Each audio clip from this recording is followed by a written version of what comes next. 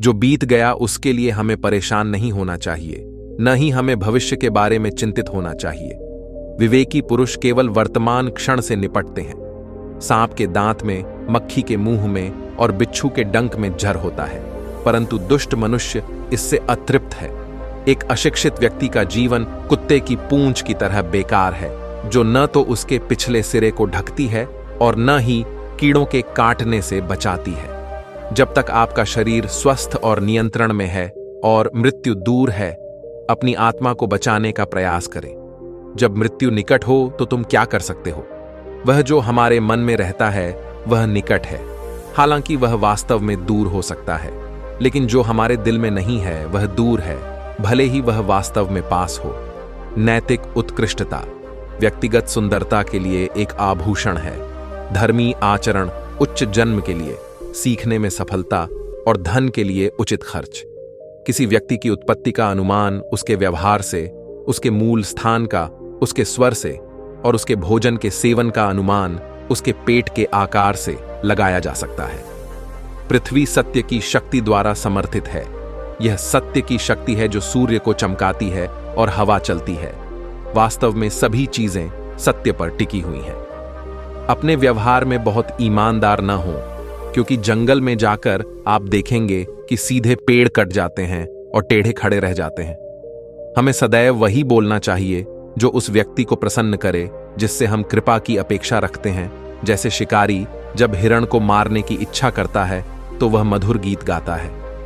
एक विद्वान व्यक्ति लोगों द्वारा सम्मानित किया जाता है। एक विद्वान व्यक्ति अपनी विद्या के लिए हर जगह सम्मान पाता है।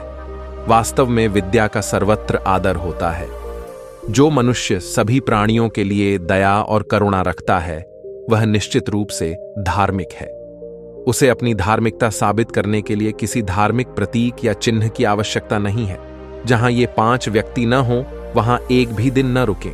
एक धनी व्यक्ति, एक वैदिक विद्या में पारंगत ब्राह्मण, एक राजा, एक नदी और एक वैद्य। वह जो नाशवान के लिए, जो अविनाशी है, उसे त्याग देता है, जो अविनाशी है उसे खो देता है, और निस्संदेह उसे खो देता है जो नाशवान भी है। कठोर लोगों को नर्म बनाना है, दूर वालों को अपनी ओर आकर्षित करना है। यदि वे हमारा बुरा करें तो अपना लक्ष्य समझकर भी हमें उनसे सदा प्रेम रखना चाहिए। ज्ञान पवित्र कामधेनु के समान है और उस वृक्ष के समान है जो हर मौसम में फल देता है। अज्ञात क्षेत्रों में यह सुरक्षा प्रदान करता है और आपको पुरस्कार प्रदान करता है। मनुष्य अकेला पैदा होता है और अकेला ही मरता है, और वह अपने कर्मों के अच्छे और बुरे परिणामों को अकेले ही भोगता है, और वह अकेला ही नरक या परम धाम जाता है। आध्यात्मिक शांति के अमृत से संतुष्ट लोगों को जो सुख और शांति प्राप्त होती है वह लालची व्यक्तियों को बेचैनी से इधर उधर घूमने से नहीं मिलती है।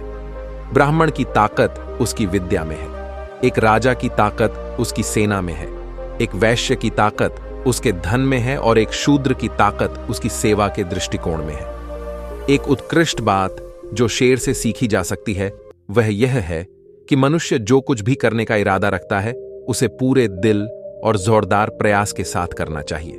संतुलित मन के समान कोई तपस्या नहीं है और संतोष के समान कोई सुख नहीं है। लोभ जैसा कोई रोग नहीं और दया जैसा कोई पुण्य नहीं। अपमानित होकर इस जीवन को सुरक्षित रखने से तो मर जाना ही अच्छा है। प्राणों की हानि क्षण भर का दुख देती है, परंतु अपमान जीवन में प्रतिदिन दुख लाता है। ज्ञान को व्यवहार में लाए बिना खो जाता है। अज्ञानता के कारण मनुष्य खो जाता है। एक सेनापति के बिना एक सेना खो जाती है और एक स्त्री पति के बिना खो जाती है। जिसका ज्ञान किताबों तक ही सीमित है और जिसका धन दूसरों के कब्जे में है वह जरूरत पड़ने पर न तो ज्ञान का उपयोग कर सकता है और न ही धन का।